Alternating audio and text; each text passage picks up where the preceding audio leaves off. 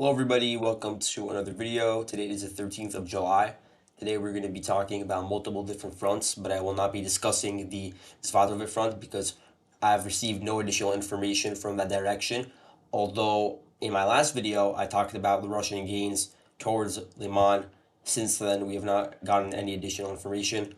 So we're going to be sticking with the sectors where we do have new situational reports, starting off with the Kherson direction.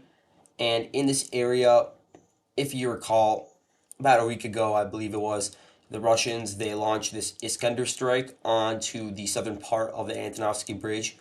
And you had these Ukrainian DRG units that were hiding under the bridge and they were using it as cover from Russian artillery. And so they were stationed in this area. In that Iskander strike, it didn't fully destroy the span of the bridge because there's two spans. One of the spans was destroyed, but the other was still standing. So it wasn't as big of a blow as it could have been. But either way, it did make it harder for the Ukrainians to have cover under the bridge. And so the Ukrainians, for a while, had been building up this sort of permanent base under that bridge that was going to be used to in the future expand their operations and advance along this E97 highway further south towards the major Russian groupings across all of Kherson, including this town Oleshki. But the Iskander strike destroyed the temporary base and made it less viable for the Ukrainians to send larger amount of forces across towards this bridgehead. But that does not mean that the bridgehead was totally destroyed. But it did mean that the Ukrainians had to really make it more fluid in nature. And so, even as of today, the Ukrainians continue landing across the Dnieper River, generally in the same direction, which is why some of it marked in blue, although the situation, as I said before, is fluid. The major Ukrainian strongholds are still under the one span that remains of the bridge and some of the adjacent dachas. There's also a hotel in this area. I think it's over here, approximately, in that rectangle. And within that area, you have this Ukrainian machine gun firing position, which has been built up over the course of the past few weeks. So you do still have a Ukrainian presence over here, although not as much as before. And the Ukrainians are still sending speedboats at night across the river, and they are being protected by the Ukrainian artillery groups that you have stationed in towns such as Kherson. Kherson does have some heights that are overlooking the Russian positions that are more so on a floodplain on the southern bank of the Dnieper River. And then you also have some high ground, and it's not that high up above sea level. It might only be about 50 meters above sea level, but some of these different areas that are under Russian control that are on the southern bank of the Dnieper River, they are even lower in elevation. So comparatively, it is important. And so the Ukrainians also have artillery stationed in Sadove, and that is protecting the Ukrainian groups that are crossing over the river. So at the moment, the Ukrainians are just sending resources. There's no plan anymore to send those groups deeper into Russian-controlled parts of Kherson towards Oleshki. That was the original plan, but for now they're postponing that, and so that's not really going to be a possibility in the short term. And the Russians, in order to prevent any sort of Ukrainian attempts at even going towards Oleshki, where they have a lot of their different units stationed, they've actually launched an airstrike of their own, targeting parts of the approaches to the Antonovsky Bridge. And so there was a video that I should link over here. I will after this video, which shows the area that was hit by the Russian strike. So Russian aviation hit this area that I have marked with this rectangle. And these are just some of the roads that the Ukrainians, in a hypothetical scenario, would have to use to go further to the south and cross over into the town of Oleshki. And so the Russians are now destroying these roads, even though they could, in theory, use these roads themselves to clear out the Ukrainian positions on the bridgehead. And so the Russians are sort of accepting the sacrifice where neither side is going to be able to use this road. But I don't think they would have wanted to use these roads anyway, because the entire idea would be that they'd have to send these armored columns through a singular path, or maybe three paths at most, this path, and this path. And they would just be decimated by the Ukrainian forces that are entrenched within the bridgehead. So there's no head-on assault onto the Ukrainian position in this bridgehead. And there's no indication that Russia will go forward with that because they would suffer very heavy casualties if they attempted any such endeavor.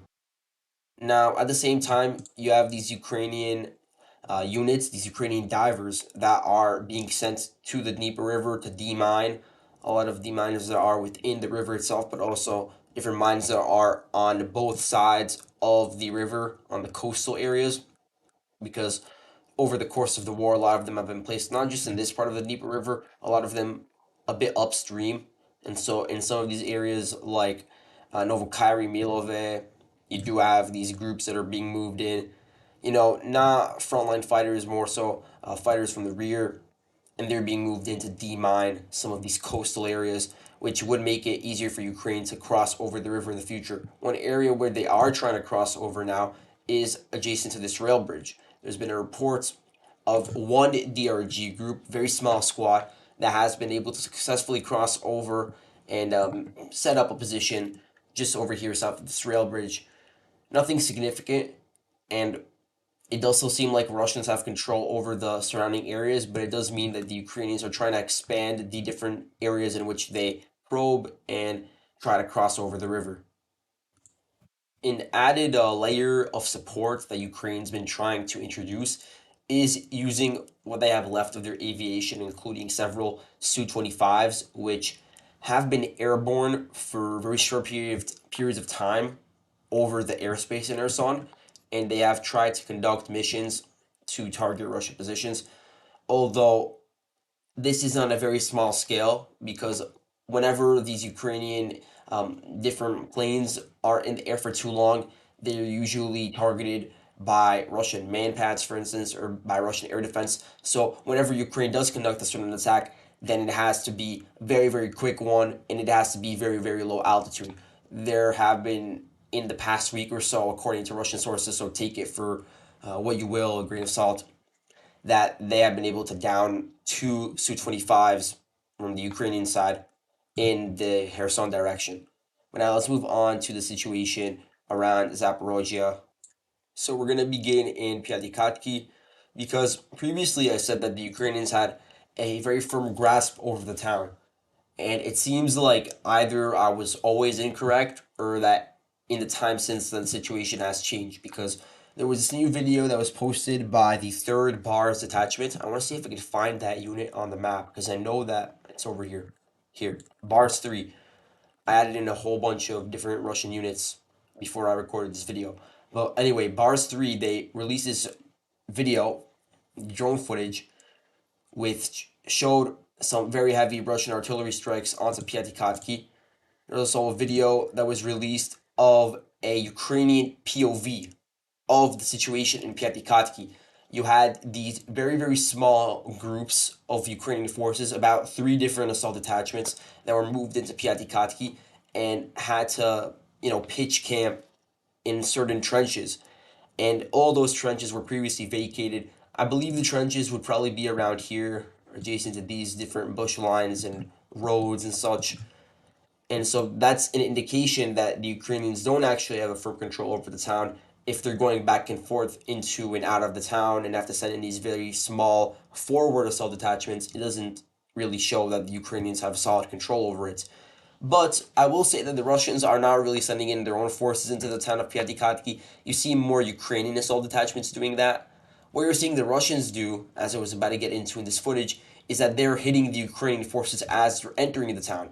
So, again, I've mentioned this numerous times, but it's extremely important to understand this if you want to basically get the context around the battle over here. Piatykhatky and Lobkove, which are 2 towns that are generally under Ukrainian sphere of influence, although not full control. They're on this local valley, and then the Russians, they control this different high ground, these heights to the west and to the south, and so the Russians, they have the better positions to fire onto the Ukrainian troops on a small scale, with ATGMs and mortars, small arms fire, and then also from a larger extent, the Russians control ridges to the south of the entire Piatykhatky valley that are overlooking the Ukrainian positions, and then you have these very heavy artillery strikes that could be very precise in certain instances, especially when you have a lot of these Ukrainian forces. The second they step into Piatykhatky, they're exposed, so they have to find cover within the trenches. The Russians, they release videos, and Bars 3 released this video showing their targeting of the Ukrainian forces within these trenches, and then there's a point of view with this GoPro from a certain Ukrainian soldier that was within that trench and fortunately was killed in the fighting. And so this indicates that the Russian soldiers were able to enter the trench after the battle was over and collect the footage. And that's how they were able to release it. But either way, what this shows us is that Piatykhatky is only under Ukrainian control for temporary periods of time, which is why I have it marked as contested now. And when it is under their control, it's usually just small assault detachments that are making their way in and being forced out by Russian artillery, which is basically due to the fact that either Russia has an artillery overmatch or because of the elevation. Let's move on to the situation around Robotyne, which is also pretty interesting.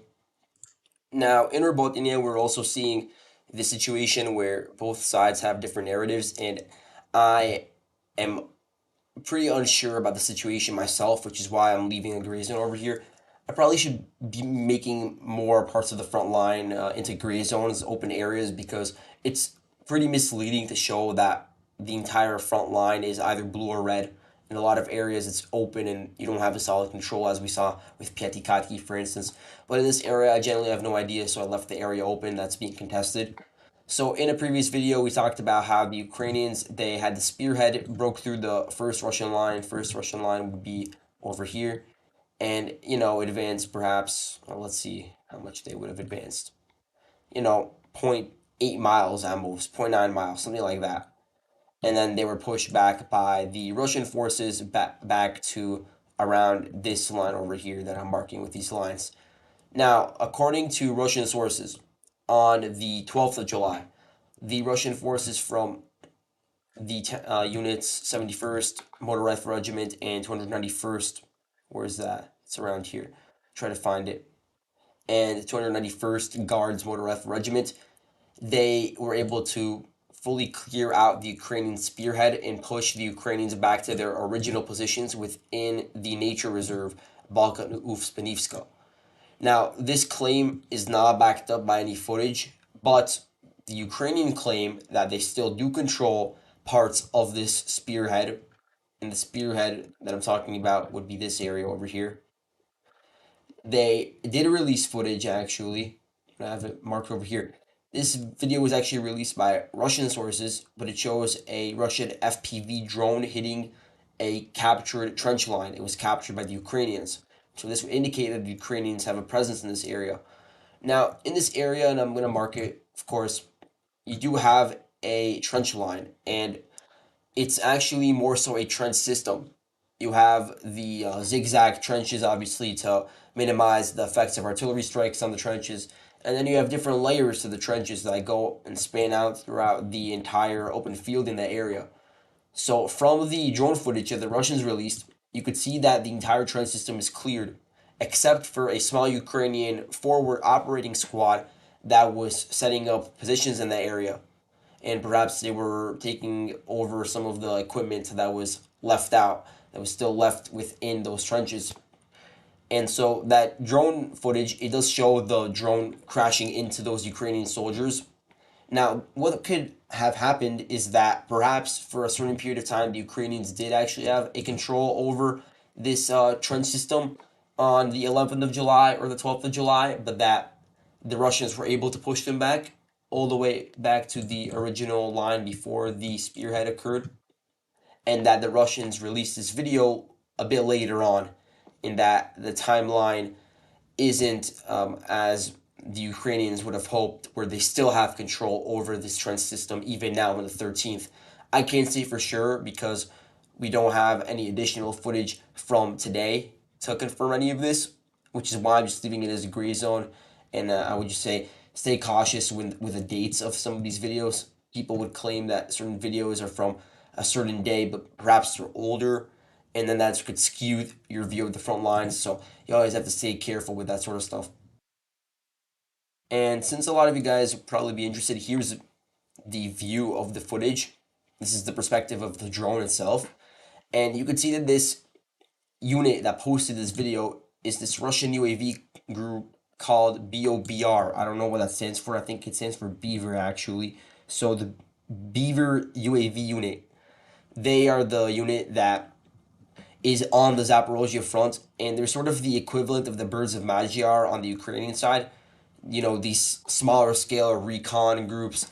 Sometimes they collect reconnaissance. Sometimes they actually go on the attack and launch these smaller scale drones. Sometimes the Russians launch Lancets, but FPVs are much cheaper and they're much smaller as well, much more mobile. So they have more access to them. And so on this front, you have a lot of Russian soldiers within this unit that are contributing to the front line in a different way than the regular soldiers. Let's move on to the situation around Bakhmut. So in Bakhmut, speaking of drone reconnaissance groups, we have another drone reconnaissance group that posted a video, this time on the Ukrainian side, and the name of this group is called the SSO Genius Reconnaissance Drone Unit. They are most likely associated with one of the larger brigades. This is how most of the drone units work in Ukraine. They are independent to a certain extent, but they do still have connections to the brigade headquarters. So they're usually around the same area. And I try my best on the map to indicate which brigade each drone group is from, but sometimes it's hard to tell. In any case, the Genius drone group, they released this video of them hitting a Russian T-90 tank in the southwestern corner of Berkivka. This seems to be a very recent video, although the date itself might be a day or two old. And so in the video, you could see the FPV drone hitting the tank. You could also see artillery strikes on the tank. And so what this would indicate is that the Russians even are able to send tanks and heavy equipment to the southwestern corner of Berkivka, which is supposed to be an area within the town that is the most contested. So based on this information, it seems pretty likely that the Russians do have a very solid control over the entirety of the town. And the Russian unit responsible for holding it is the 98th Guards Air Assault Regiment, or Brigade actually, Division, sorry. And they're located within Berkivka. The Ukrainian positions in this area are a bit to the south. So they have established some positions adjacent to the Berkivska Reservoir. And then south of that reservoir, you have this dam area over here that I have marked with this rectangle. That's the furthest extent of Ukraine's forward positions. This is where they have set up camp, and this is from where they conduct their daily assaults towards Berkivka. But for now, Berkivka remains under solid Russian control based on that footage. And so that's all I have for today. Thank you guys so much for watching, and I'll see you guys in the next video. Goodbye.